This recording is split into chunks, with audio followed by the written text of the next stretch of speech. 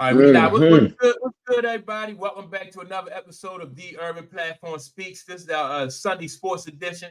I got my guy Clayton and my guy Tunkin here, man. We can ready to chop it up about some we're gonna talk about what? WNBA, NBA, I mean not the NBA, but the NFL and what else? Oh, and and some football. Yeah, NBA too, Mike, about that trade. Remember that trade that went down? Yeah, Cat went down. Cat. Yeah. They took him to the Knicks. Yep. Yeah, I gotta write that down too, man, because the Knicks, man, I think the Knicks messed up on that. Giving up Randall, giving up Julius Randle. Not just Randall. I like DiVincenzo the way hit the chemistry. Okay. You know what I mean? So yeah. Yeah, definitely don't let me forget it. You know what I mean? So we could touch on that. But excuse me. Let's start on the WNBA, man, and get them I don't want to say out the way, but just a few things. Like one thing I was thinking about with the WNBA as far as like Caitlin Clark, right? Do you think, I want both of y'all opinion, do you think like Caitlin Clark she'll be able to save the WNBA by herself? I wouldn't say no. First of all, let me answer that. No, I don't think she can do it all by herself. But I think she'll be a big part of it, or she has been a big part of it. Yeah. Yeah, the WNBA, you know what I mean, getting their fan base up, because people tune in to see her do well. People tune in to see her lose. Right. You know what I mean? So, as a business, as long as they tuning in, the WNBA is happy.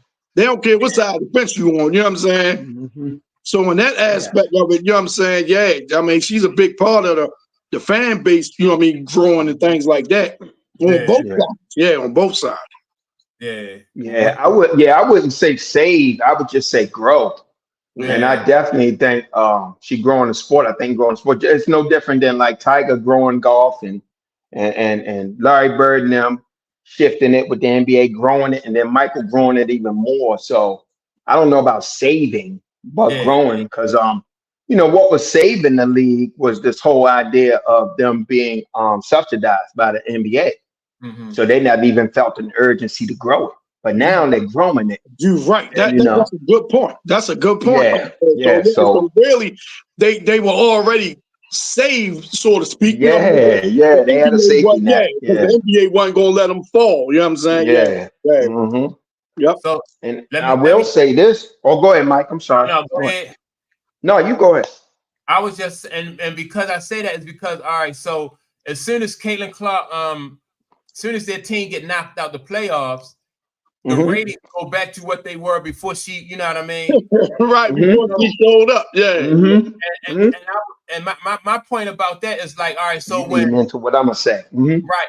When Mike played, like Mike was a transcendent basketball player, right? Meaning that Mike brought more eyes to the league, and when like say like if Mike went to DC to play, DC their you know what I mean, like their attendance was up while Mike was there, right? Mm-hmm. But Mike also brought people to the league who didn't really follow basketball. Like when you had women watching basketball, you know what I mean? So my thing is like, do Caitlin Clark have that same effect as a transcendent basketball player that Mike had when, you know what I mean? Maybe not to the extent of Mike, but she's transcended though. Yeah, she's transcended. She's definitely brought. Right. Go ahead. I'm sorry. Talk. No, you. No. It's real quick. On the road, you know what I'm saying? If she's the visiting team, people still gonna show up to see her. You know what I mean? Right. So she's almost selling out arenas on the road. You know what I'm saying? Yeah. Right. Keep in mind, the only reason the audience has grown is because she is bringing a different eye. Mm-hmm. If you just stimulating the audience that's already there, you're not growing. So she's definitely bringing people, the casual. She's bringing the casual to the WNBA. Well, what about, is she bringing the casual or is she bringing her fans? That's what I'm saying. Like, all right, so once if attendance, like say, like if people don't watch the rest of these playoffs, like if her base don't tune in, then the attendance will go down back to what it was before she was watching it. So do you think that her base is going to continue? Like, does her base support her, or they support the league? Well, I think her base right now is supporting her. But why I say she's brought the casual is because she's had a fan base, but now that she's coming to the W and all the hype around her, casual fans have latched on to her. They just want to see. That's what I meant. Yeah, right. That's what I meant by she's brought the casual. Yeah. But for right now, it might be that situation where when she's out, you know, the attendance drop down. But that doesn't negate the growth. You understand? Because you're peaking and you're earning and you're expanding at a certain peak. Now, she's out, it goes back down, but you still got a chance to experience growth with your sport, you know? And then next season come, you know, now you got packed arenas again, you got all that stuff again. So, you know, if you're talking about merchandise being increased, sales being increased, viewerships increased, you can't dispute the growth. And I'm gonna take it a step further. Probably when the season started, the majority of her fans were casual. They might not be now. They might be more informed, you know what I'm saying, fans, but probably because she came with all that hoopla from college and things like that. So, you know, a lot of fans who didn't watch her in college, they come over now because all the hype and stuff. So they started off as a casual. They might be more in tune now though. But you know what I mean? They started off as a casual. And Mike, you said something too. We talked about her being out and what happens. This is why I keep going back to they're going to orchestrate a path for this young lady to get to the finals and get to the championship. And you can already see it started. Before their season was over during the playoffs, they brought back this woman, Kelly Crossfoot. She used to be the president of the Favre when they won championships, right? She wound up going to the Indiana Pacers. She was the first female general manager for the NBA, for the Indiana Pacers. But more importantly, she the one that pioneered the WNBA. She was the operations. She was like the president of operations for the WNBA in its inception. Oh, okay. She also was part of the women's national team that won gold. So this woman is very influential, and she built Indiana into a championship team when they had Tamika Catchings. And they had so many finals appearances. So now, before the season over, the woman that was there, she stepped down. Oh, okay. All this stuff is orchestrated, though. They talk about she went to do something else, and they brought this Kelly woman back. I think it's Crossfoot is her name. I might be pronouncing her last name wrong. They brought her back. She's got a proven track record, but she's got influence in the W. She's one of the trailblazers of the league itself. Yeah. She's got influence all over the league. This is how you can see the stuff starting to be orchestrated. You know what I'm saying? So I guarantee you that if that's a problem with her getting knocked out and the audience dropping in these next couple years, she's going to be there. She was they almost forced the game 3 the other night. Yeah. The other day. You know what I'm saying? And I'm going to say another thing too. I want to talk about this issue they talking about. Like the first thing Alyssa Thomas and them do, they come on and she's talking about the racism stuff, right? Talking about she never experienced such vitriol from the Indiana fans. We talked about this before with the Atlanta Dream co-owner, right? To paint that broad brush against a whole fan base, I think you do yourself a disservice as a league, right? Because every sport got to deal with it. Boston has racist fans and stuff, but they don't say the whole fan base, right? They pretty much say it's certain people, right? But here's the thing about that. They don't talk about the shit that Caitlyn has to endure. Like, that's the thing. I have a problem with us not seeing what we're doing. Like, we're becoming that very thing. You know what I'm saying? They put a picture of Caitlyn on the cop that was choking out George Floyd, but they put Caitlyn's face on it. That was crazy. That was crazy with Don J, with the Naja Carrington. How you say her name? Nay, the Naja Carrington face on it, right? Dejounte Carrington, right? And to me, it's like they're using the fan base, but what they really trying to say is Caitlyn. They're trying to make it. You understand what I'm saying? Instead of, to me, that's their way of trying to, take a shot at her. The girls were so physical with that girl, even in the playoffs, man, getting poked, intentional or not, getting bumped. The girl Mabry fouled her, hit her in the head, no call. The refs ain't on her side, the league ain't on her side, right? But in the midst of all that, this young lady is behind the scenes lobbying the WNBA for visiting teams to get spot bonuses. Nobody knows about that. That just came out. She never talks about it or anything. She knows that Indiana is a packed arena every night they play. She was lobbying the W, and the former president of Indiana, when she stepped down, she revealed this. She said Caitlyn was asking the W to let these, since we're so successful and we got packed arenas, let the visiting team get spot bonuses.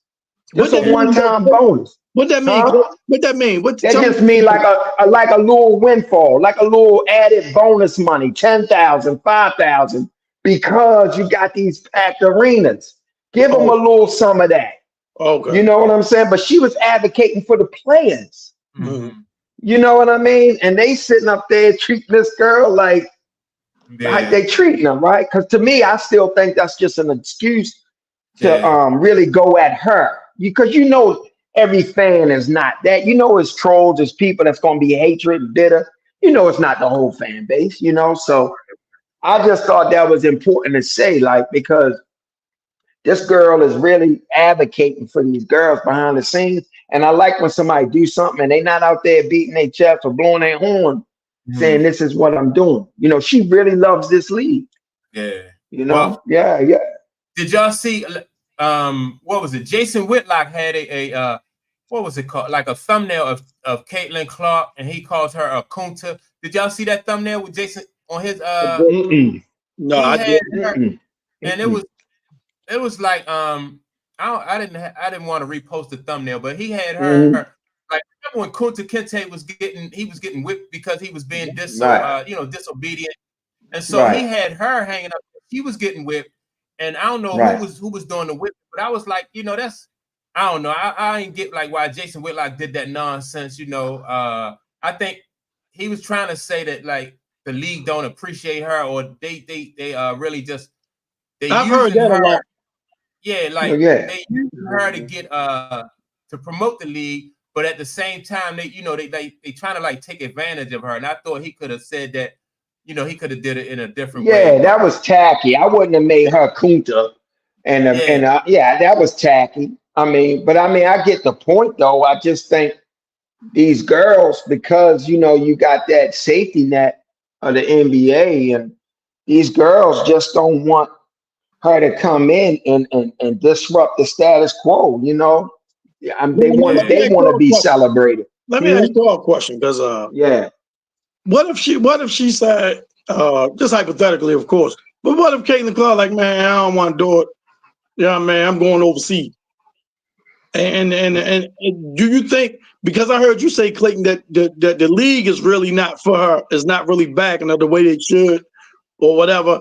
Do you think that would hurt the league? I mean, not everybody know it would hurt the league, but I'm just saying, like, how would you think the league would handle something like that? Would you think they try to convince her to stay, or you think, you know what I'm saying? I think the investors would. I think the investors would step in and really put pressure on the WNBA to reverse the course somehow. Put out a different narrative, really try to reverse that course. That's what I think. And then I think if Caitlin Clark was to leave the WNBA and go to play overseas, I think that would be detrimental to her too, right? Because number one, her fan base is here. Number two, like, and the sponsorships are here. Although she probably could make money all around the world, just like LeBron do. But I think the majority of her fan base is here in the United States. So, it's beneficial for her sponsors that she stay, right? Right. But yeah, and I don't think the league needs to orchestrate. I don't think they need to orchestrate her success. I think what's going to happen is she just going, you see her improvement from game 1 to the playoffs, right? Right. So she's gonna figure it out. You know what I mean? I don't think, and I think the league is going to, as far as like the physicality, as long as they're not dirty, those plays are not dirty. I think, you know what I mean? I think she'll figure it out. Just like Mike figured out Detroit. Yeah, she's talented enough, but at the same time, Mike started getting favorable calls. Mike used to get memos sent out around the league to the refs. This is what you need to call here. This is what you need to do there. This is our meal ticket. That's what I mean by orchestrated. I'm not saying she's not talented enough to overcome it. I'm just saying, and she'll get those favorable calls. She'll start getting them. She'll start the ones she's not getting her rookie year. Right, year 2 or 3, she'll get them. She'll get those calls. Just like LeBron got them, just like Kobe got them, Mike got them. Magic got the calls, and I think it's like almost a rite of passage. You know what I mean? You got to earn those calls. Yeah. And I loved how they got their ass whipped. I loved how they got their ass whipped game 1, and I like that they got bumped out. It builds the narrative because I love the way she responded. And I'm gonna say this about the women in the W. If it is some, and it's not all of them. I told you, one of my favorite players right now too is Chicago. She killing. But what I love about, what they doing and they don't realize they doing when they constantly keep doing, this or resenting her, they making more people fall in love with her. They actually building her by constantly trying to suppress her. They're building her.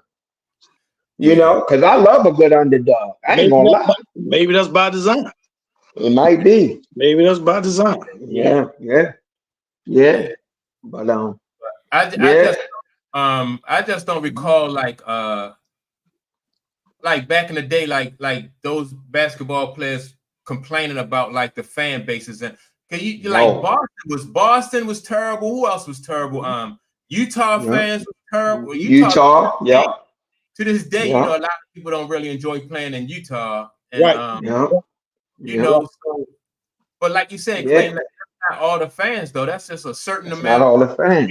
That's not even Utah. Is not even a free agent destination. You don't really see a lot of guys that's free agents in the NBA wanting to go to Utah. You know what I'm saying? Yeah. So it's an interesting time. I'm glad it's over for that young lady. I'm glad she got out the rookie season without getting seriously injured. You know what I mean? Because even if it was incidental, you got them nails coming down in that eye. Well, that's some serious shit. Now, wait, let me ask you about that. Do they have certain like women in the league playing with long fingernails?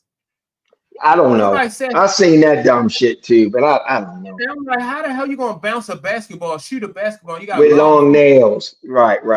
But I mean, she has some some nails, but I don't know if they really, really long. But she got fingernails because she real fly. She come up with the hand on. She dolls it up. You know what I mean? So do that after the game. You know what I mean? Like, Yeah. And Trump brought it to my attention yesterday, though, that Teresa Weatherspoon is out at Chicago. Yep, she got fired. Yep. Oh, now. Yep. And we spoke about this a little bit yesterday. I thought that I thought that Christy Sides wouldn't be able to weather that storm in Indiana because usually, like me and Tunk said yesterday, usually the first coach who is there when that franchise ball player get there, they're usually the one who gets run out of town. You know what I mean? Like with Mike and with Magic, and then there's the second coach that come in and know how to relate to him and then takes it over. So, but man, I was surprised. It's still, but that's still up in the air with Christy Sides too. Although they continuing on now, that don't mean she's gonna see it all the way through. But Teresa Weatherspoon in the playoffs, though, I think that's it. They made the playoffs. They saw an increase. Right. They went from 1-8. They wound up winning 20 games. They won more games than last year. They made the playoffs. And some of that was Chrissy's size too. Some of that was her too. So, you know, I was telling Mike, I didn't know Chicago finished the season with that kind of record. I thought they had won more games. Mm-hmm. I didn't know, you know what I'm saying? I didn't know they win-loss record like that, you know. And I was telling Mike, I don't know if it was because of the expectations. I don't know if it was because how she handled the players. You know, Teresa Weatherspoon got a reputation of being a hard-nosed coach, so maybe she coached them a little too hard. Maybe she bought into the hype with Angel Reese, you know, putting her back in the game. We spoke about that, putting her back in the game just so her streak could continue with that double-double stuff. And other players really ain't, you know what I mean, wasn't liking that. Or it could have been a combination of everything. You know what I mean? It could have been a combination of everything. And she was only there 1 year, right? Right, Clay? It was her first year, her rookie season. I think though, and I told Tunk this yesterday, I think the Chicago organization though is kind of like unstable because remember the young lady, who was the young lady I spoke about yesterday? She played for France, right? Angel Reese wanted her to come there, and she was like, "Nah, I don't want no parts of that Chicago organization." And she was like, "Yeah, you can have that," you know. And so, and you know, the last coach they had, there was some controversy behind him, you know, him leaving there. So I think it's not. It was the organization, if you ask me. That's what I was going to allude to. I think it was something behind the scenes more than it was what was going on court. I think it was something organizational, and I just think it's toxic environment. Yeah, you know, Mabry wanted out. Mabry asked for it, and I think that's what really signaled to me. That was the signal that Teresa might have been on the hot seat. Mabry wanting out, wanting that trade. Mabry now is with Connecticut. Yep. And she playing a good role. She playing a pivotal role for them too. You got somebody coming off the bench dropping 27. That's serious. That is. That means that she's not unhappy with her role there. You know what I mean? She's still getting not at all. That's the thing, man. Yeah, that's the thing. Some people say it was due to like the lack of professionalism and maturity of the players too. You know what I mean? And like it was almost like they was being rewarded for being immature and you know, getting rewarded for like some of their immature play in the move. So Mabry probably couldn't you know, she wasn't with. And they saying that was from Teresa Weatherspoon. That was from the. She enabled it, right? They like because enabled it. The behaviors wasn't being corrected. Gotcha. You know what I mean? Like you know, like when you see certain things going on the court, and then Teresa Weatherspoon didn't correct that behavior or didn't step in and manage that situation in a way that you know, that professionals are used to having it handled, you know. And so remember, Mabry is a veteran, right? And so when she see like, you know, certain stuff go on the court, and she, you know, she expected the coach to step in a certain way, and then she was like, "Nah, I can't be a part of this." You know, so and you could tell like the team that she's with now, they're much more mature.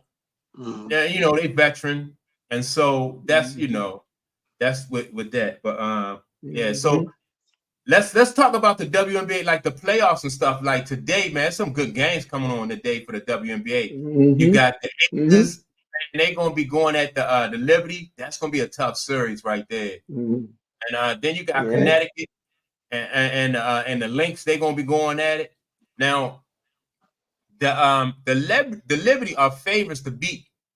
That with some people, they favorite to beat the Aces.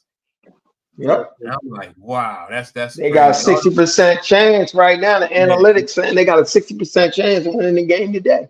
And these series are still 2 out of 3, right? These series still 2 out of 3. I don't think so. I hope they 5 games. No, I think they best out of 5 this series. I think. Okay. Yeah. I didn't really appreciate the fact that the first series was only 3. But you know what though, with that, Mike? What I don't like their format. although you only got a 3-game series, to me, the deciding game should be with the team with the best record. But I think each team deserves a game. So you might open up one in Connecticut, go back to Indy, and then, you know, if it's tied up, find a way to make that.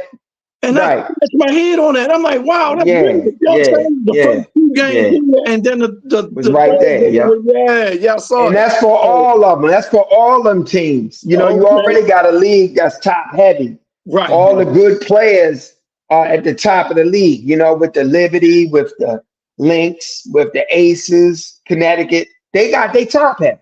So these other lower seeded teams don't stand a chance. You got the first 2 games in their building. Right. You can even let them get the first game and then the final 2. And then the final 2, whatever. I have a way to say, Yep.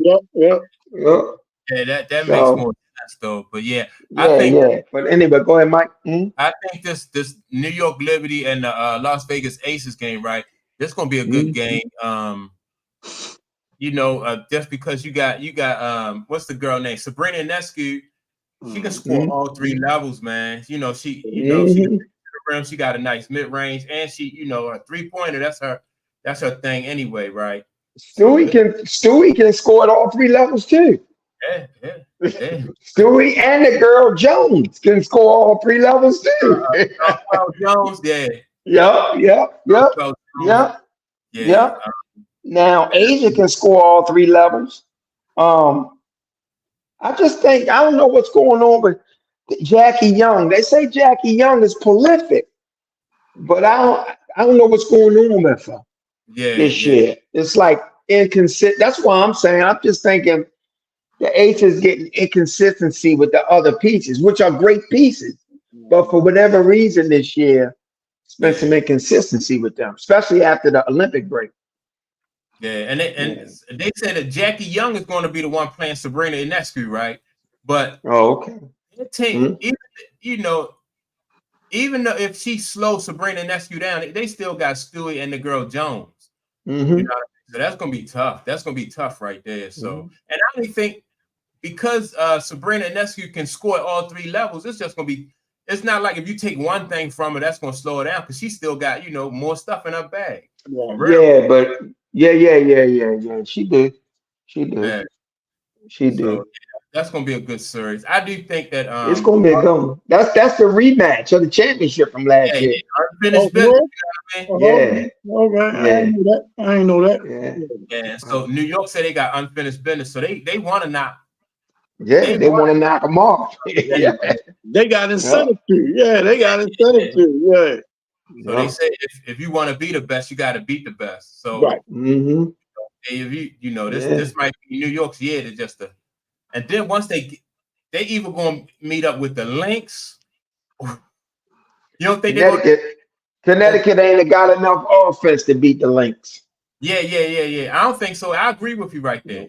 They don't have enough offense. Both of them teams play tough defense, but I don't think Connecticut got enough offense. And what's that girl? Collins, Fisa Collins. Man. Yes. Did you see what she did against the Mercury? Those 2 games. Yeah. The first night she dropped 38. The next night she scored 42. Dang. And she do it efficient. Yeah. It's not like she ball hawking. She just so efficient.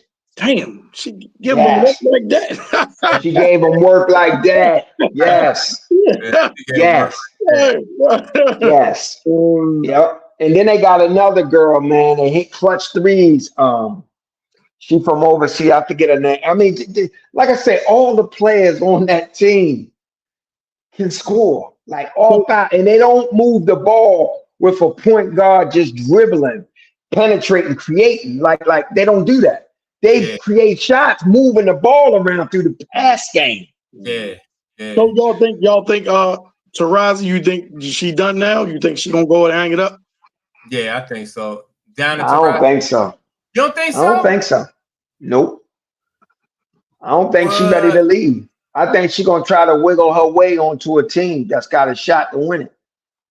Yeah. But I don't know, and that's just my opinion.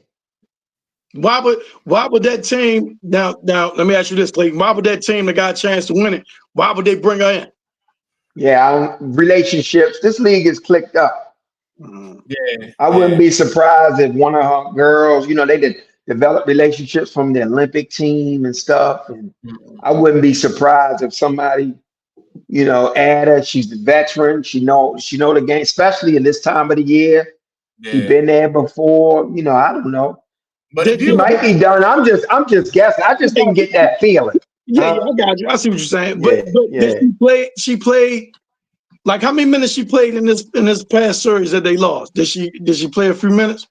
Yeah, she played until she found out. Yeah, go ahead. Significant minutes, but she also looked like she fell off the cliff too. That's what I read. See, I didn't see it. That's what I read that. That's why I asked the question. Yeah, I read that.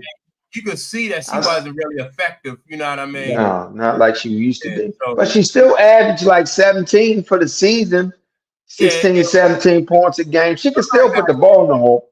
Somebody got to shoot. I think that. Yeah, and especially if you're on a team but they're not relying on you heavy, they can find your spot. You can find your spot, pick your spot.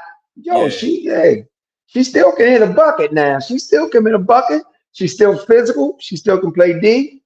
Never know. Yeah. So let me ask you. Yeah. So you think that it's going to be the Liberty versus the Lynx then for the championship? Yeah, I don't know. I can't call this side. I just told you. I just think the Lynx is going, and I think the Lynx gonna win it all. Yeah, that's all I think. Whoever they face. Yeah, I think it's gonna be the Lynx versus the Liberty too, right? But let me say that it probably will be. Mm-hmm. If Asia Wilson managed to will her team past New York, this is gonna be epic right here. I think that's gonna be big. That's gonna be big time. If she managed to will her team past the New York Liberty, man, that's gonna be big time right there. Well, when you say will, she's gonna have them other players are just gonna have to get so inspired by her that they start playing to their potential. Yeah, because she could go out and hit 50. It ain't gonna matter if that other players ain't. You know what I mean? Like. Because the Liberty got so many scores. They got multiple, you know what I'm saying? Yeah. That big three ain't no joke. But ain't no joke. All right. Quick, before we go to the NFL, right? Let's I just want to talk on that Knicks trade real quick, man. What's the dude name? Carl Anthony. Yeah. I just think the Knicks, man, just find a way to shoot themselves in the foot. I don't like that trade. Even if you offer me Carl Anthony Towns for Randall straight up, I'm not taking that. I don't, you know what I mean? I'm not taking that trade. You wouldn't take that if you was the Knicks? No. I'm gonna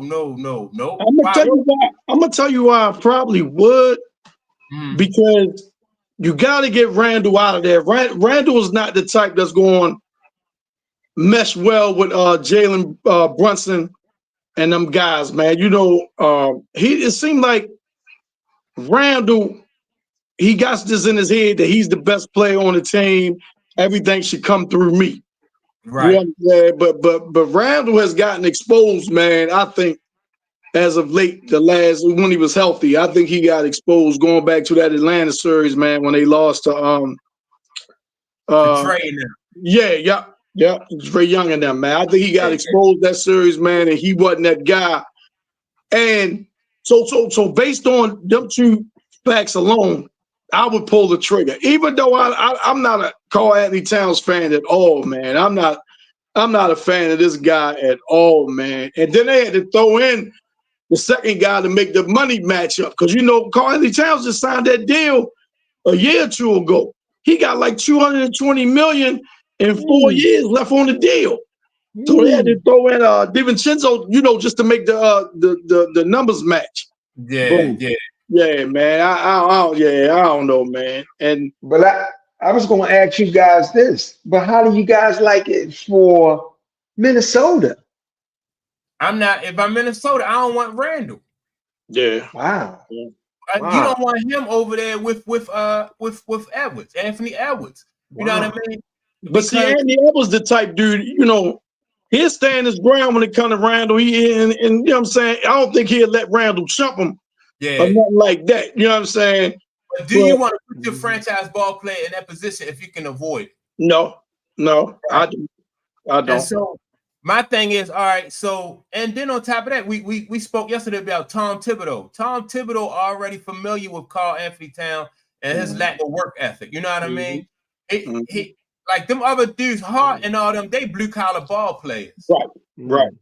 And he not gonna mess with dudes who he couldn't get along with Butler. Remember when Butler was playing there and Butler was like, I can't play with this dude. You know what I mean? So, you know, I would have worked out. I would have sent Julius Randle somewhere else and try to get a team. You know, I'm not taking. I think the Knicks, man, a little under the gun. I think they was like up against it to try to trade Randle. You know what I mean? Before the season start. You know, season about to come up. You know, next month and a half, season about to start. I think they was trying to get him out of there before, training camp open and things like that. They ain't want him on the roster. They wanted him gone. So they might have pulled the trigger, a little quick on it, man. But I think I'm looking at it from the Knicks' point of view, they had to get him out of there. You know what I'm saying? They had to get him out of there. Let me ask y'all this then. All right, so if you don't pull the trigger on Julius Randle, right, and you allow him to stay on the team, how much of a malcontent can he be when you got Hart, you got DiVincenzo, and you got Brunson, right? Those are the mainstays on that team. Right. I don't think that they would have let him interrupt what they had going on in that locker room. And you could have isolated the dude, Randall. Like, you could be like, look, man, don't report to practice. We're going to pay you. Don't report to the games. We're going to pay you until we can find a suitable spot for you to go to where we can get something out the deal. Because bringing in a dude who don't, like, he don't bring any physicality. No, he not a blue collar. He don't fit that chemistry that they had. Well, what did we say though? But what did we say about the Knicks last year? Now I don't know how much of a malcontent he would have been. Like you said, they may not have let him disrupt the team. But what did we say about the Knicks last year? They needed more offensive production. They needed somebody to help Brunson, right?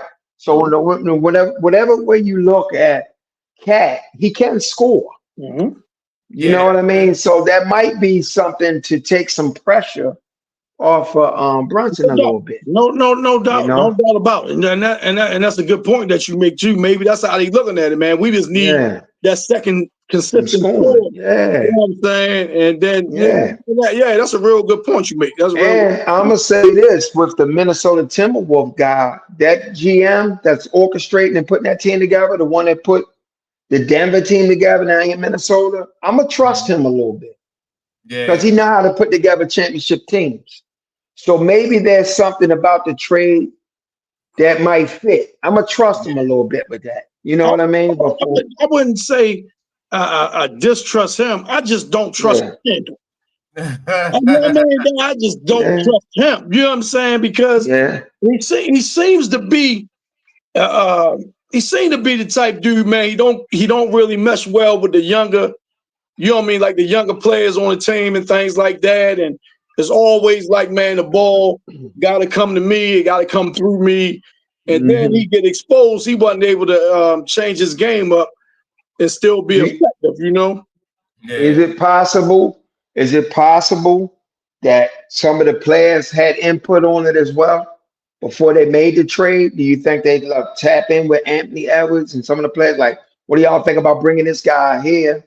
And do you think getting traded may have humbled him a little bit? Yes.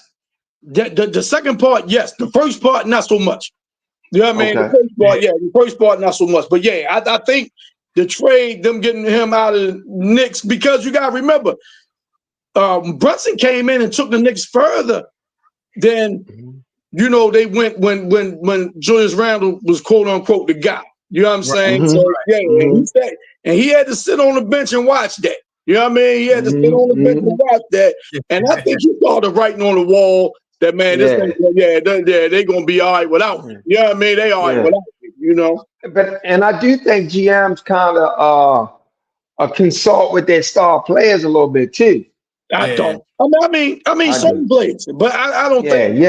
I mean, what's the name? You don't think Ant-Man got that kind of cachet with that organization yet? Nah. Okay, that's fair. Ant-Man ain't done nothing. Ant-Man ain't done nothing but smile, and everybody fall in love with him. He dunk. He smile, and everybody love him now because he dunk and smile. But if you building your team around him, yeah. don't you want to make him comfortable? Don't you want to talk to him?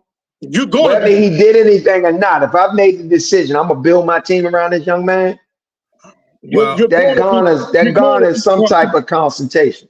Nah, not now. He hasn't done anything to earn it right now, in my opinion. Okay. You know what I'm saying? You're gonna be comfortable or whatever. I mean, you grown.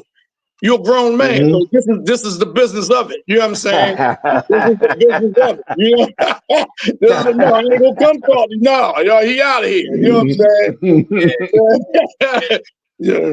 Look, we said yesterday when we was talking, we came up with situations where management made changes irregardless of what they thought their star player would. You know what I mean? Like when they got rid of Mark Jackson and with Golden State. You know what I mean? I don't know. That was just something that Steph Curry just had to he had to live with. Him and Clay. Yeah, because that was a little bit bigger than basketball. That's why. That was more so. That was something else. Right. It was. It probably could have been still. Yeah. You run a risk of alienating, you know what I mean? Like, all right, so if you piss off your star player, the star player will be like, well, my contract up. Yep. I'm gonna be out of here. I'm flying somewhere else, right? And I'm not sure they didn't explain it to Steph. Right. Yeah, I don't know, but I'm just saying, either way, they might not have asked them what they think, but I think they may have explained it. Yeah. Yeah. So sometimes, and I think even in Chicago, like, they didn't always make decisions that Michael Jordan, you know what I mean? Like Michael Jordan agreed with, you know what I mean? Like the dude Krause. Just go back to the Oakley trade. Remember when he traded Oakley? Yeah, and that's what I'm talking about. Yeah. He ain't want Oak gone. Right. Yeah, that's true. But that's so. But do y'all like it like that when management do what they have to do instead of you know what I mean? Instead of just bowing down to the star ball player. Because if you look at LeBron, like LeBron is not a GM, and a lot of the decisions that LeBron made was like detrimental, more so detrimental than helpful to the team, in my opinion. Well, look, but that's a good example that you use, right? Now, look, when he was down Miami, look how Pat Riley like, no, I've run this. You know what I'm saying? I've run this. You know what I mean? Right. No, this is how it is. And look at the success they had. Now you go to LA. And they saying LeBron got more say in what goes on, and then you see what happens out there. Right. I just said this before, man. I sound like a broken record. The Lakers just horribly, man. They horribly run, man. You know what I'm saying? They just horribly run. But that's a good point, though. You know what I'm saying? Like, if I'm the GM, it's a reason I got the GM. We as fans, we always take the sides of the players anyway. Right. You know what I'm saying? We fan, well, oh man, what's the name? Don't like them, don't trade them. Or what's the name? Want them, keep them, and things like that. But you know what I mean? They're GMs for a reason, you know? Yeah, they are GMs for a reason. If LeBron is still in Miami right now, Bronny James is not going to be in the NBA, at least not on that team. Not on that team. Pat Riley ain't having that. Right. Pat Riley ain't having that. You're not hiring JJ Redick. Right. You know what I mean? And you know what I mean? He tried to run Eric Spoelstra out of town. Remember that? Yep, I remember that. Like, no, that's my coach. That ain't happening. Because he was saying he wanted Pat Riley to come down and coach and fire Eric Spoelstra. And Pat Riley like, no. That's my guy, and you're gonna play for him. You're gonna play for him. Yeah, man. Yeah. So you know, it's something when you got the players, man. We joked yesterday. Go ahead, Mike. No, go ahead. Oh no, we was joking yesterday, and we said the same thing about even in football when you had Terry Bradshaw playing for the dude Chuck Knowles, right? What was the coach name? Knowles? Yeah, Chuck Knowles. Chuck Knowles. Yeah, right. And they didn't get along. They won 4 Super Bowls together. Exactly. You know what I mean? So and Michael Jordan didn't want him, and Scottie Pippen didn't want Tony Kukoc. Right. You know, so you know. Yeah, so I'm with you. Yeah. I thought the Knicks, in my that is, it still remains to be seen though. I just think that the Knicks, they always found a way to drop the ball. I thought they dropped. I would have kept DiVincenzo. I don't care. To me, Randall, it didn't really matter what you did with Randall, in my opinion. But that dude DiVincenzo, I think I would have kept him because of he fit. I like him too. You know what I mean? And that's that Villanova connection with Josh Hart and Jalen Brunson too. That's that Villanova connection. All three of them, right? All three of them, right? Yeah, all three of them went to Villanova. Yeah. I would have man. If anything, I'm trying to get some more Villanova ball players. Yeah. They played under Jay Wright. You know what I'm saying? They played under Jay Wright. Yeah. Well, yeah, man. So Julius Randle, man, going back to what Clayton said, man. Yeah, I think he didn't got humbled, man. By the trade. I think he was humbled before the trade, actually, because he saw that they having success without him, and I think that humbled him. And he might have been. I don't think he would have bought in, but maybe he would have. Yeah. Maybe he would have bought in that he saw the team success without him. But I don't know, man. You know what I'm saying? I don't know. I think if Julius Randle, if he'd have went to management and he let them know that he bought in, I think he'd have been more of an asset than Karl Anthony Towns. What y'all think? Yeah, if he was going to buy it, yeah, maybe because he gonna play his size, and Karl Anthony Towns don't. Huh? I say Karl Anthony Towns don't play his size. You know what I mean? At least Randall plays his size. You know what I mean? Mm-hmm. Yeah. So he can score, and he's a tougher defender too. Right. Mm-hmm. So more physical presence. Right. Yeah. Right. Mm-hmm. So I'm like, I just think that coach for New York, though, him and Karl Anthony Towns, they don't really hit it off anyway. So yeah, but yeah. All right, let's get into the NFL, man. Real quick. Do you guys know what Magic said about JJ Redick? I seen some kind of clip somewhere. He said something. Y'all don't know? I saw the clip, but I didn't look into it. I saw the clip. Okay. Yeah, I didn't even. Okay. Yeah, I want to look into it, though. Yeah, I do too, because I'm curious what he's saying. Yeah. Because I don't think it's favorable. But yeah, go ahead. I'm sorry. Yeah, and it shouldn't be. And it shouldn't be. JJ Redick, man. The stuff he done got away with saying, man, about all-time greats, man. Me and Mike spoke on it too. I ain't gonna belabor that point. But the things he said about, all-time greats, man. I mean, next, man. Go ahead, Mike. Move on to the NFL, man. I ain't on that dude, man. Yeah. Oh shit. Before we so what about? Did y'all hear about Brett Favre just announced that he has Parkinson's. Oh, it's Parkinson's. Yeah, Parkinson's. Yeah. Oh, for real? Yeah. Okay. Yeah. I ain't know that. That just And somebody started a conversation. They was like, they wanted to know, do you think that the money that you get from playing football is worth it when you end up with these kind of situations with people with these type of ailments and diseases and stuff that come from playing football? I don't think so, but being able to retire your parents and make sure your kids got a bright future. I know a lot of them guys wouldn't take it back. You know what I'm saying? Right. I know a lot of them guys was like, nah, I'd do it all over again.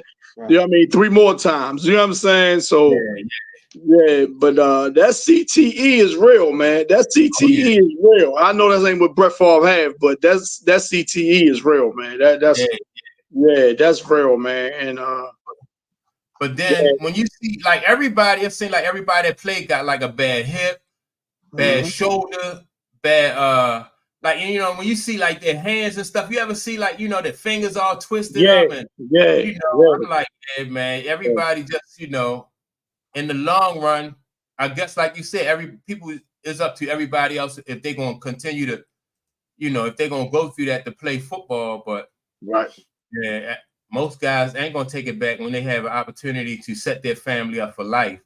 And then you see seem like some guys, man, they'll get out early. They'll do their 9-10 seasons and then they gone. You know what I'm saying? They gone. The one that come to mind with me is 3 guys. It's Barry Sanders, Megatron, and then the linebacker Patrick Willis. Patrick Willis was somebody that didn't play a long time, and he like, man, I got my 9, 10 seasons in, I'm gone. You know what I'm saying? I'm gone. Yeah, that's it. I ain't doing it no more. Yeah, Well, right. some of those players too. Like I said, I think it's good and bad and everything. Some of them feel like it's worth it, Yep. because there's no guarantee that your career going to end this way. You don't know, so you do it based on that premise, because everybody's body don't react the same to the head traumas and stuff like that. So some of them feel that way, and then other people, look at it differently. Well, Me personally. You personally, No, you go ahead, Mike. No, I just said me. Go ahead. Everybody, they say like 100. Now everybody don't get. They say 100%. Everybody get hurt. You know what I mean? Throughout the, at least once or twice. You get hurt. Yeah, but that don't necessarily you're gonna end up with CTE or Parkinson's or some of these traumas. Just look at boxing too. Boxing, for example, we saw how Muhammad Ali developed, but everybody don't. Necessarily. You look at Mike Tyson. He's kind of, you know what I mean. He still got his faculties to some degree, and so I don't. Yeah, it's hard to say whether it's worth it or not. For another individual, you know what I mean. But I think I don't think boxing is worth it. You know what I mean? For the money. I don't think boxing is worth it. Like if you look at Sugar Shane Mosley just gave an interview recently, man. And I was like, like he don't look in good shape. You can see it. Sugar don't. Yeah, you can see it. You can see it. Yeah, you can see like slowing down.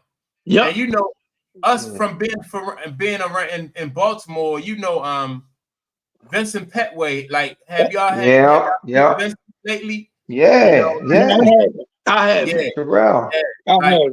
You see, like he you could tell like it affected him. You know what I mean? It affected him big time. Yep. Really? Yeah. I ain't seen him. Terrell, man, it's tough. Yeah, it is. Tough to see him like that. It really is, man. It's been years since I seen him, but when I seen him, it wasn't right. I seen an interview. It wasn't a recent interview, but I saw an interview with Roy Jones, and I could see it with him.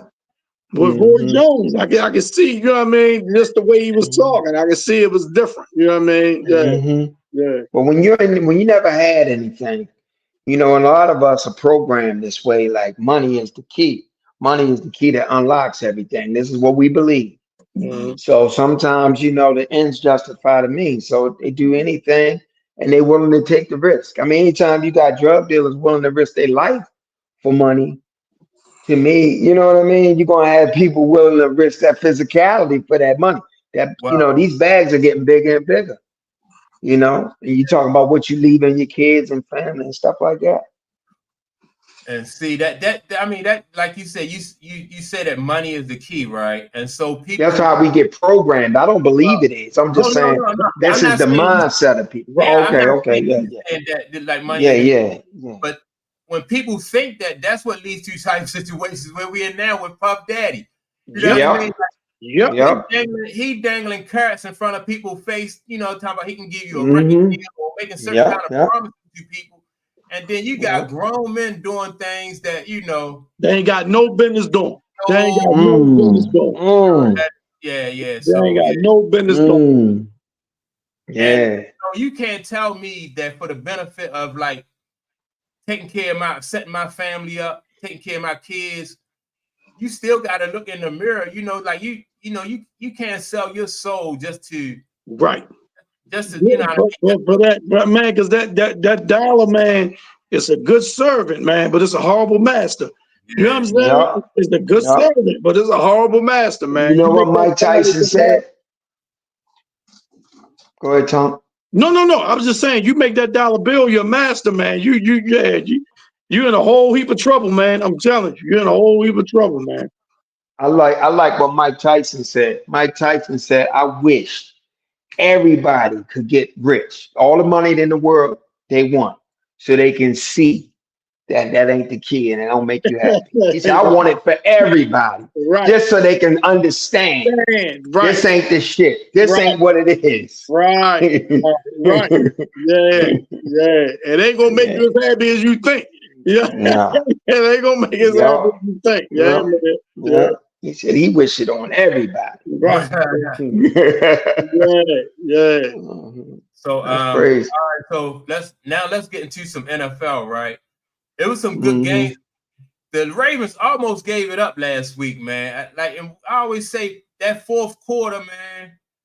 That fourth quarter always get them. They just give up them big leads. They had a big lead against Dallas last week, and almost, you know what I mean, almost gave that up. Yeah. And but they stayed true to what they supposed to do though. They ran the ball, and Dallas can't stop. You know what I'm saying? The run. And I'm glad they stayed. They stuck to it. You know what I mean? And ran the ball with Derrick Henry. The game lined up beautiful for them. It was the perfect match for them. But the game played true to the both teams, because the Baltimore, y'all can say what you want, the secondary is giving up gas, trunk yards in the passing game. That's how Dallas got back. Granted, they got an onside kick, but they got back because that secondary in the passing, they giving up more intermediate yards per catch, getting gas like that than anybody in the league. That's a problem area. And then Dallas can't stop the run. So the run won out over that, but they both had their day. You know what I mean? Dak almost threw for 400 yards. You know what I'm saying? That's crazy. But I'm gonna say there's something real interesting that I noticed too with Baltimore. A couple years ago, when Mike McDonald took over the defense, right? They played Miami to open up the season. I remember. And they went up Miami. They scored like 38. They had a big ass lead. And then the fourth quarter, through the air, Tua, Tyreek Hill, all of a sudden they came back and beat Baltimore. Remember? And everybody was like, how they give up the lead? That was Mike McDonald first year as coordinator. So he inherited a defense from Wink, trying to get that thing together. See, the Ravens don't get a lot of people home without the blitz. They don't have a lot of stud and edge rushes and stuff. They get there on a blitz. Now you fast forward, they've improved that. They brought over Roquan and all that. Mike McDonald had an outstanding defense, right? But now he's gone. He took some pieces with him. What's this guy that's doing it now? Anthony Weaver? Is he the coordinator now, or is it somebody else? I'm not sure. I'm not sure. It's Orr or Weaver, one of them guys. I think it's But Orr. now it's their first year. And what's hurting right now, to me, they're not doing anything exotic. They're not disguising anything. It's basic, and they're having trouble maintaining leads. It's the same pattern you can see. So they can't get pressure with their front four. They got they got a blitz sometimes and stuff like that. So they just brought in the guy back. What's the guy they just added this week? He used to be on the team. He back now. That might help them get pressure. Okay. But I feel like I feel like Marlon Humphrey is not the same guy anymore. He's not. You know? He's not. Yeah, so like Mike Marlon. Yeah, he's not. He's not the same. He's not the same guy. So that's this gonna be a good test for them, because I just feel like Garner Minshew was that Oakland. The Raiders don't have an explosive offense, and they was gashing you in the passing game. Yeah.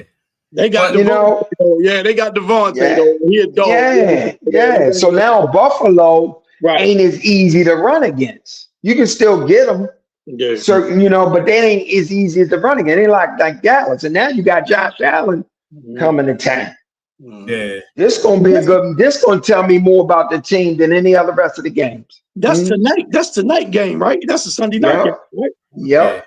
But then I think the Ravens offense down the stretch too don't help out the Ravens defense, because even when you watch Dallas now once the Ravens got their big lead, now Lamar is going back to that shotgun, handing the ball off to Derrick Henry, and now you handing the momentum or the advantage back over to the Cowboys. So now what worked early in their offense for them at first, now they going back away.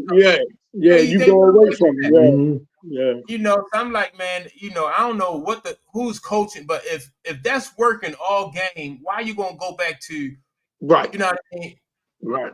You know what I mean? Putting the ball in the shotgun. And keep an eye on this. It's some tension within the locker room too. Yeah. Mark Andrews then came out this week and said, I'm the same player that I've always been. It's just that I'm not getting as many balls thrown my way. Yeah. He said that? Yes. No. First of all, I don't think he's the same player. But me either. And then why you coming to the media saying that? You know what I'm saying? Yeah, I don't like stuff like that, man. But listen, go back a few weeks. Zay Flower said that. He said, first half, all of a sudden you're going away from me. I ain't getting it. You got me. I ain't getting you. He said it too a few weeks ago. Okay. You know what? This is a better question, man. What type of locker room do they have where players think it's cool to just come out and speak? And you know, because really you're speaking against your quarterback. So a locker room is being run where these guys gonna be like, oh man, I can come out and say something against my quarterback. Do you know what I mean? The rain and things like that. And Zay, I mean, Zay is a hell of a talent. You know what I'm saying? He fumbled in that game against Kansas City, though. You know what I mean? He fumbled in that game against Kansas City. I ain't hear Lamar calling him out. But Zay Flower disguised it. So it ain't like he coming against Lamar. He tried to put it on the coaches and the play call. That's how he disguises it. You feel me? Yeah. So, you know, it's interesting. This game this is gonna be a pivotal game to me for Baltimore. Yeah. You know? Definitely. Definitely. Yeah. Go ahead, Mike. Now your Steelers, man, your Steelers looking good. They 3-0. Man, they look good, man. And they play the Colts, and I hope the game plan stays the same as like it's been the 3 games. Run the ball, get after the quarterback. Man, the dude Justin Fields, man, my homeboy was rapping about this yesterday. And he was like, man, Justin Fields ran a lot in Chicago because he was running for his life. You know what I'm saying? If you remember Justin Fields at Ohio State, he never ran because he was getting protected. You know what I'm saying? He never ran. You ain't even know he had wheels like that. You ain't even know he could run like that until he got to the combine. And then you're like, hey, you can run a 4.5. You know what I mean? What? That's crazy. You know what I'm saying? So what I like about Justin Fields, man, he's shown that he can be coached. He's shown that he can be coached. Coach T tell him, look, man, you take care of the ball. Don't turn the ball over. You check down. If it ain't there, you run. If not, don't take no sacks. Throw that shit out of bounds. The dude completing 70% of his passes. Right? Now, they got to score more. You know what I mean? The defense ain't going to hold anybody to 8 points a game the rest of this year. You know? It's improving, but it's improving week by week. It's improving. Right. Because, you know, they had no touchdowns. Last week, they got 2. It's getting there. Right. So, you know what I mean? Long as he stay within the confines, and, you know, Coach Steele, he said this before, man. He loved coaching. He loved the challenge of coaching. If it's something that a guy can't do well, I'm going to coach him up. A lot of he say, man, a lot of coaches run away from that. They want to finish product once you get them. You know what I'm saying? Like, no, you got to coach them up. That's what coaching is. You know what I'm saying? Not just X's and O's, you know? So, yeah, man. He throws a lot better than I thought. Yeah. I watched them play the Chargers. Yeah. Yeah, he was putting that ball on the money. Yeah. And I love how they keeping his pass attempts down so he can stay efficient. Right. You know what I mean? The Steelers going to run the ball, man. The Steelers going to run the ball. And the boy DJ Moore, the receiver that's still in Chicago, he loved Justin Fields, man. He loved Justin. He don't think they should have got rid of him. He thinks Justin Fields can do everything Caleb Williams is doing. You know what I'm saying? He loves Justin Fields, man. I felt the same way about Justin Fields when he was in Chicago too. I didn't think that, you know, I didn't think they gave him a fair shot, right, when he was in Chicago. And I thought the Steelers got a steal when they got him, right? Me too. Me too. He was young, you know what I mean? He's still, you know, like you still be able to mold him because he ain't pick up a whole lot of bad habits and stuff. You know what I mean? It's only like what? This is only his 3rd season, right? Right. Something like that.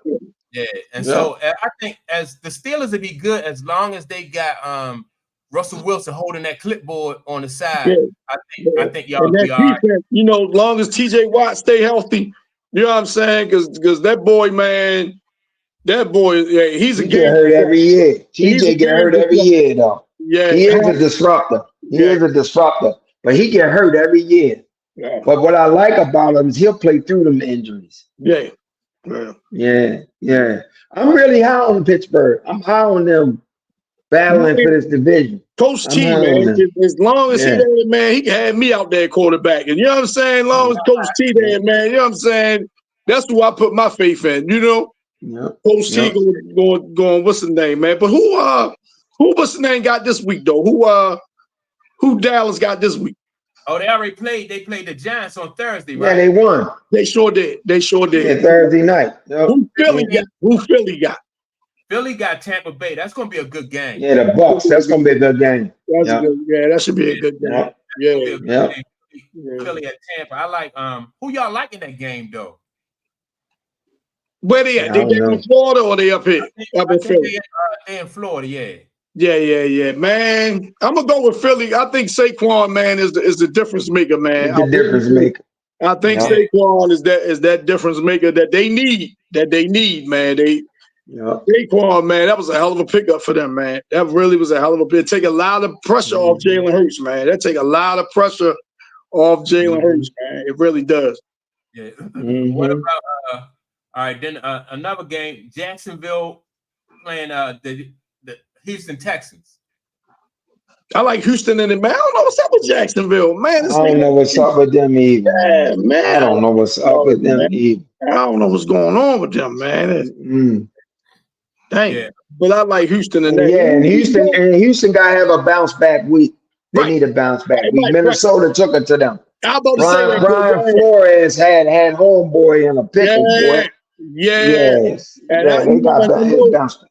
And you know how NFL is a copycat league, right? So I want to know if some other coach is going to take that blueprint and see if they can use that against CJ Stroud to try to contain him a little bit. You know what I'm saying? They're going to try, but you always need the personnel to be able to execute. You need them horses, boy. You need them horses, boy, all the time. All the time. Yeah. What about Cincinnati at Carolina? Cincinnati, dude. Yeah. They got you. If they lose to Carolina, man, I mean they season over, man. If they go to 0-4, they season over, man. And like you say, they better win. Yeah. Even though the boy threw for 300 yards last week for Carolina. Andy Dalton. He threw for 300 yards last week. Yep. Yeah. Who else? All right. So the Rams against the Chicago Bears. Y'all better take the Rams. That's my dog. That's my pick for the week. I can't believe they got the Rams underdogs to the Bears. They getting 3. They hurt Clayton. It don't matter. They hurt. I'm gonna say this to America. I gave y'all 2 dogs 2 weeks in a row. I gave you the Ravens losing to the Raiders, and I gave you the Eagles getting past the Saints. Yeah. America. Take the Rams in the 3. I think they looking at that, and they playing in Chicago, ain't they? Let me see. No. I think the Rams home dogs. I'm not sure. Playing in Chicago, playing in Chicago, and they 2 top receivers hurt. That's why I think it's more than anything. They 2 top receivers hurt. Okay. But I seen the Rams beat the 49ers last week, didn't they? Yeah. I got one more underdog play. It ain't gonna be a winner, but it's gonna be a winner with the points. But I'm gonna wait till we get to them. All right. What about Denver at the Jets? At the New York Jets? I got the Jets winning that game. Yeah, but I think that's gonna be a dog fight. Yeah, I think so. But what's the name ain't turning out to be what he thought when he was in the preseason going against third stringers and people ain't never gonna make Bo Nix. But I think Denver defense is solid. Better than people giving it credit. And that boy Satan, he can shut down one side of the field. I'm thinking it's gonna be a dogfight. I think the Jets win, but it ain't gonna just be a walk in the park. Denver only had 1 win so far this season, right? Yeah. So, all right. So, all right, now we Pittsburgh and Indianapolis. They playing that Indy. I like the Steelers with that, but you got it because that boy, that quarterback for the coach, what's his name, Clay? Richardson, man. That dude, man. That dude big, strong, and fast, man. So he's not real accurate, but he got a big arm. He's not real accurate, man, but he got a big arm. But they susceptible to the run, man. So Steelers run the ball, man. It should be okay. But they gonna have to put some pressure on that boy, man. Yeah. And you can turn Richardson over. He gonna give you a couple picks. You're right. He's gonna give you a couple picks. And I give the Steelers the edge because they used to playing against a running quarterback. They know how to bottle up the mob. Yeah. So they'll be able to handle. He big, but they'll be able to handle this guy. And he got a big arm too, man. He takes shots. You know what I mean? He takes shots. He takes shots. Yeah. That's why he'll give you 1 or 2. Right. In a game. Yeah. That's right. Yeah. He let that bitch go. Yeah, he will. He got a cannon, man. He got a cannon, man. This dude, yes, he do. Yeah, he can throw it, man. He can throw it. Yeah. All right, Minnesota at Green Bay. I think that's gonna be a good game. I like Minnesota. They say Jordan Love gonna be active, but I don't know if he's gonna play. He's gonna be active for this game. You know what I'm saying? I don't know if he's gonna play, but that's gonna be a good game though. That's gonna be a good game, though. Minnesota undefeated still, right? Yep. Ain't nobody see that coming, man. With the dude from USC, man. I know I didn't. I ain't see that, man. But their defense looked good too, though. I didn't even think Donald was gonna wind up starting the whole year. I thought the boy they got from Michigan was gonna wind up winning the job and everything. JJ McCarthy, JJ McCarthy. Yeah, I thought that was gonna happen. Me too. I thought that was gonna be a nice surprise. Yeah. And who else? All right. So then you got New Orleans and Atlanta. I think that's gonna be a good game. I like New Orleans in that one though. Okay. Saints. Yeah. I like the Saints. Saints look pretty good this year. Yeah. And then you got let me see. I don't know, the glass slipper can ready fall off Derek Carr's foot. He can ready turn back to he ain't, Cinderella get ready to turn back. To a pumpkin. Turn back into a pumpkin. Yeah, to a pumpkin. Yeah. I always dig Derek Carr though. I dig the Carr. I just think that sometimes it's the team, I don't know. I like Carr though. But I think New Orleans is gonna beat that one. Okay. Right. Washington and Arizona. I don't know too much about Washington this year. I ain't really seen, had a You didn't watch them against the Bengals on Monday night? That boy Daniels can play. I'm gonna tell you that. What? Yes, sir. Washington then found them one. Yes. You know what he remind me of? He a mix between Jalen Hurts and Joe Burrow. Yeah. Because he's great in the pocket. He run like Jalen, but he's faster because he lean. Yeah. That boy can throw that ball. He can manipulate the dog. That 3rd and 7. Yeah. Palm running down full court. They blitzed him. He stood in, took it under the chin, dropped a dime on the boy, man. You gotta check him out, Mike. You gotta check him out. You gotta check him out, Mike. You got to. Yes. And you know what's funny? I noticed this too. First round pick last year was Bryce. CJ was the second quarterback. He was the one that came through shining. This year, Khalid first pick, Jalen second. He the one look like he gonna be the one. It's like a pattern, man. It's almost like you don't want to be the number one. It's like you don't want to be the number one. I'm seeing that's interesting. Yeah. All right. So San Fran and New England. So I think they're gonna be playing 49. in San Fran. Huh? 49ers. Yeah, the 49. They got to get back on track, man. The 49ers got to get back on track, man. They you know what I mean? Yeah, that they 1 and 2, man. They got to get back on track, man. Yeah. All right. Now the next game is Cleveland versus Las Vegas, the Raiders, right? Okay. I think that's gonna be a solid game. I like Cleveland defense. Yeah, I like the Raiders defense, man. Yeah, but it seems like, man, Cleveland ain't been getting much of a pass rush lately. Even though, Myles Garrett been out there, it seems like they ain't been getting much of a pass rush. He hurt now. He is? I ain't know. Yeah. But that boy, Max Crosby, man, game disruptor. Man, he an animal, boy. He an animal, boy. But I don't think the Raiders got a good run game. And I think that's going to be the deciding factor in this contest. I think you got to get something out that run game. You pretty high on Cleveland, ain't you, Clayton? You kind of high on them, ain't you? Not really? No. Okay. Yeah. No. If Deshaun Watson, man, can be steady, you know what I mean? If he can just be steady, you ain't got to just, you know what I mean, 220, 225 yards a game, man. Play a clean game, man. I think they be all right. I think they be all right, man. But, you know, you can't bank on them having, you know what I mean, a clean game like that, man. You know what I'm saying? Right. Yeah, I think he got too much on his mind. I think he's been destroyed. His confidence is done. I mean, he had too much layoff, too much this, too much stuff going on. You know, we're gonna see the Houston version of no. I think that version gone, man. Yeah, I think it's gone. Yeah. So he just out there collecting the check now. Yeah. They guaranteed it. They guaranteed it. So let me come pick it up. You know what I mean? I think they're gonna try to get out that contract. That's why I think a new woman then came forward.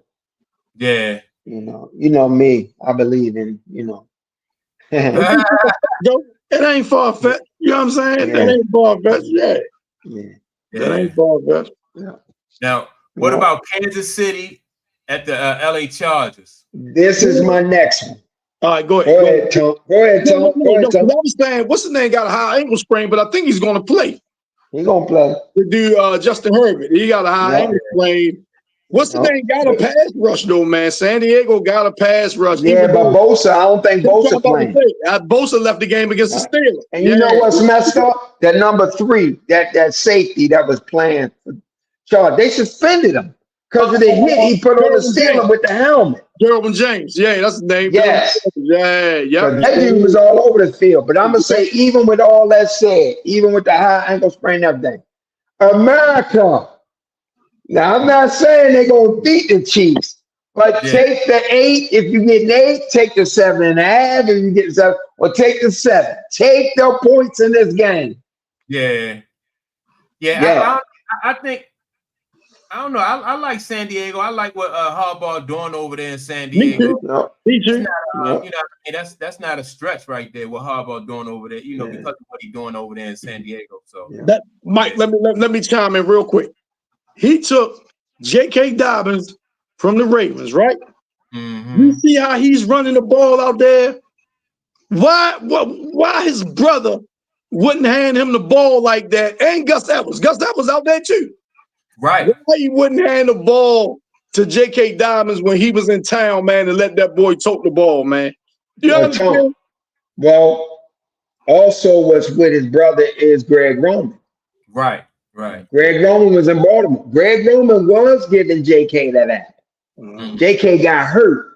Mm-hmm. He got hurt. Mm-hmm. Wherever Greg Roman go, you're going to have a top rushing attack. Yeah. When Greg was with Buffalo, they was top. When he was with the 49ers, they was top. When he was with Baltimore, they was top rushing. And now they with San Diego. And going into last week's game, J.K. was leading the league in rushing. Jim Harbaugh knows more about offense than John Harbaugh does, though. Absolutely. Yeah. John Harbaugh ain't X and O at all. But I'm just saying the combination. Remember, Greg Roman is the coordinator, calling the plays too. Just keep that in mind. Yeah. All right.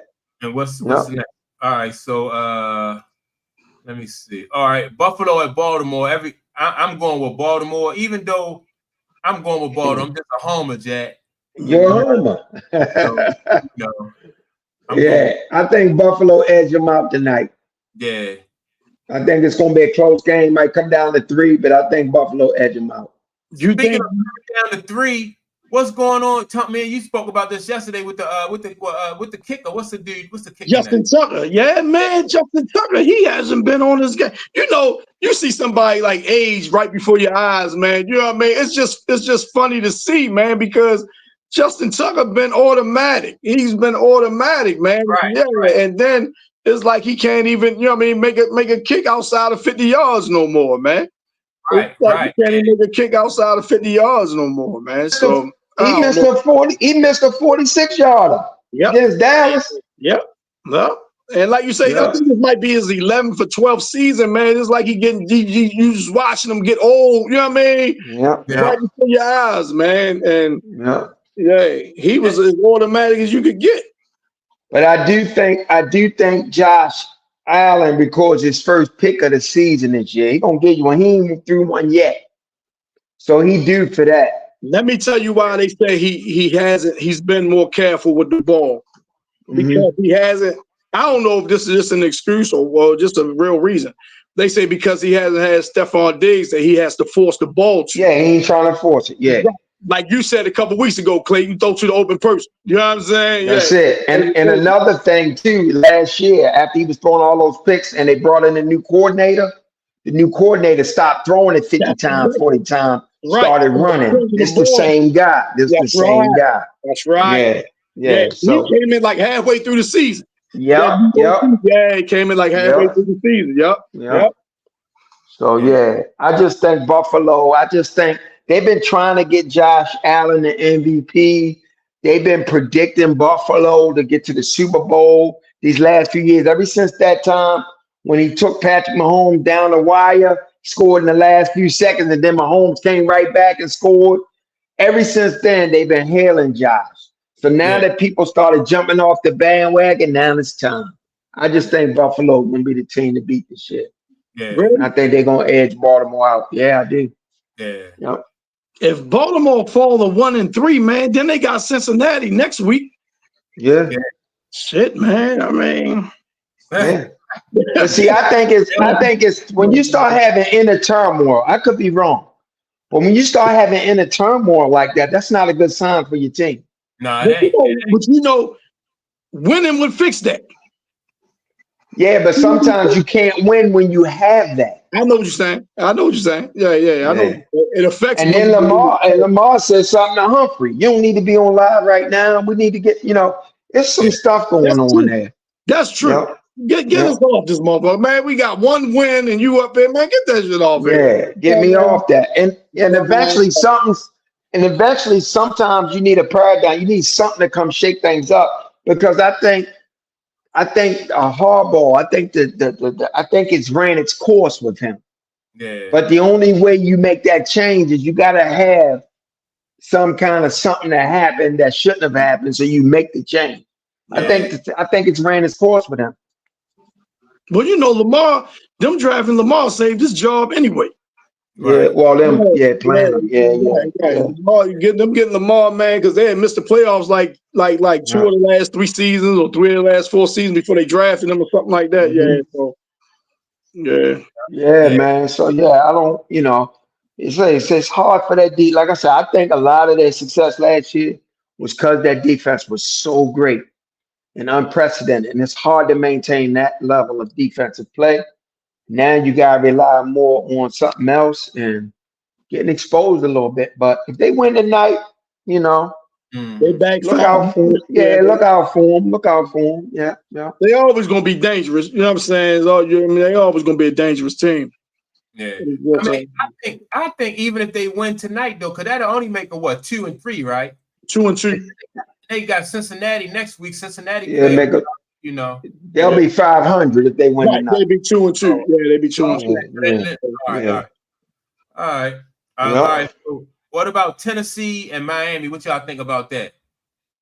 Damn, I like the dog quarterback. They got the boy that used to back up Lamar. Now they Tyler Huntley starting today. All right. Yep. He's starting. Yep. Yeah, I think that's a good pickup for him right there with Tyler Huntley because it's almost the same style of quarterback. Yeah. That might not be a bad. That might not be bad, but they got them weapons, man. You don't know how long Tua gonna be out. All Tyler got to do is get the ball in them weapons' hands. So look, now if Tyler Huntley had some type of success with these weapons, right? So is it the quarterback? Do that mean that this is the quarterback or is the weapons that he had that's making his team successful? Them weapons down there in Miami off the charts, man. They got weapons down there, and the system that they run. Yeah, that's science teacher, man. He come up with some stuff, man. The head coach calling the offense. Yeah, he's real imaginative. He look like a science teacher. That's why I call him a science teacher. Yeah, he like a science teacher. Yeah. So that system down there, Mike, is crazy. Yeah, that system down there. And I give the quarterback some credit. You gotta have enough wherewithal to comprehend what he's trying to do and be able to execute it too. So I'm gonna give the quarterback something. Tyreek Hill might not be the best receiver in the league, but he the greatest weapon, man. He the greatest weapon in the NFL, man. Like you say, all you gotta do is get his hands on it, man. All you gotta do is get his hands on it. He get his hands on it, man. You know, he a home run hitter, that's for sure. Yeah. He a home run hitter, He gets out the gate, boy. Yeah. This dude throwing up the peace sign at 20 yards. He on the 20 yard. He ain't that is on your 20-yard line. He got them deuces up, boy. That's Usain Bolt. You ain't catching him. Usain Bolt. You ain't catching him. So. All right, so in the last game is Seattle at Detroit. That's gonna be another good game too. Seattle. That's gonna be a good one. Man, Seattle playing well, man. Seattle playing well. They undefeated as well. They 3-0. Yep. Yeah, Gino not playing bad either. Gino not bad, man. Yeah, man. That goes to show though, like with coaches, like if you don't try to placate to the player and you do what's best for the team, you know what I mean? You liable to have, you liable to have more success than you would. Like, all right, if somebody came in with like, all right, well, Gino is a running quarterback, so but you got to find a balance between what he do and what the team need. You know what I mean? That's what I think. And I think at this stage in his career, he's not a running quarterback. He's somebody that sit there in the pocket and deliver the ball on time. Gino turned into a solid quarterback, man. He really has, man. I think the greatest thing coaches can do is really assess players well. When you got good player assessment, now you play and you build to their strength. You know, you got to be able to recognize that. So you never want to take a player and try to force him into your system. Right. You want to find out his strength and build around that. 100%. You know what I'm saying? Yeah. 100%. And you know what's great at doing that? I'm sure it was others, man, but Jimmy Johnson that used to coach the Cowboys, he was great at that, man. He was great at that, assessing talent, man, and putting guys, you know what I'm saying, making guys that was defensive backs in college or linebackers in college. He's making them defensive backs or switching them. You know what I mean? Like we want some fast guys on defense and things like that. Yeah, man. I always looked at Jimmy Johnson as one that was real good at that. And if you're not able to build around their strengths, you got to be able to bring players in that fit what you do. So it's two ways to go about it. You know what I mean? Like I can't mold you into this, but if my system is this and this is where I'm coming at, I'm recruiting players that fits this. And then you know what I mean? The player, you be like, why did he do that? This player better than that player, but he don't fit. He don't fit. Yeah, absolutely. That's right. Yep. All right, so that's man.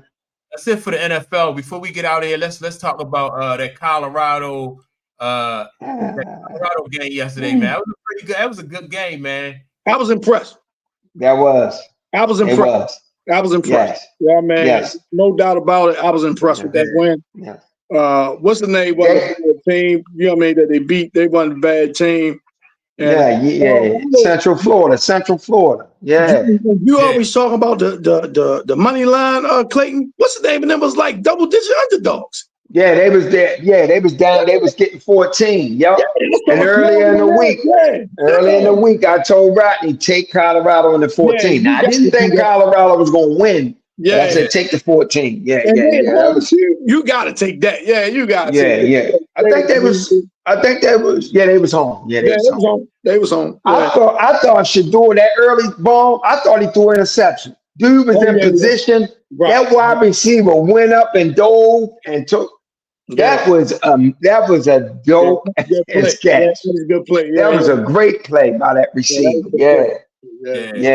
But I was impressed, man. The defense, man, was flying around. Yeah, man. The defense was flying around and stuff. Yeah, man. This is my assessment of the Buffaloes. So they got skill in their skill positions. They got players that's so elite. You know what I mean? And these guys make the difference in the game. You know, like the Travis Hunter, like the wide receivers, huh? I say you need them big uglies though on both sides. You need them big uglies up. And because I still don't have faith in that, like they 4-1, but I'm still not sold. Now I think they might get a bowl game, but I'm still not sold. Like, you know. No. And remember, we was talking beginning of the season. I'm like, man, to me, maybe not for them, but to me, they get bowl eligible. That's a successful season.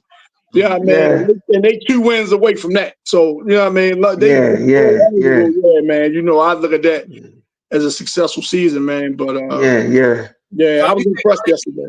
You think all they need is 2 wins to get bowl eligible? Yeah, you only need 6 wins. Yeah, you only need 6 wins to be bowl eligible. Yeah. Then that ain't gonna be a big bowl, you know what I'm saying? That might be, you know what I mean, the East Baltimore Bowl or something like that. It ain't gonna be the Cloverdale Bowl or something, you know what I mean? It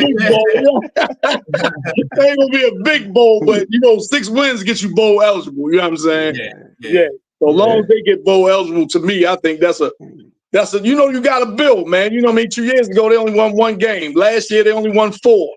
So you know what I mean, you keep building, you know what I mean? I ain't paying attention to all the hype stuff, man. You know, just improve every season. You know what I'm saying? Just improve every season. Yeah. But like I said, Dion got a great coaching staff. He's able to bring in good coaches that partner with him. Like the guy that's calling the offense. Schumer, I think his name is. I think. Yep, Schumer. Yeah, he had Mike Vick at Philly, I think, and he wasn't a head coach in the NFL. Was he ever a head coach? He probably was a head coach too. Yeah. I think at Green Bay. So you know, So he's got some good, excellent, and old guys on the staff too. So you know what's the name of the defense? He coached the defensive line.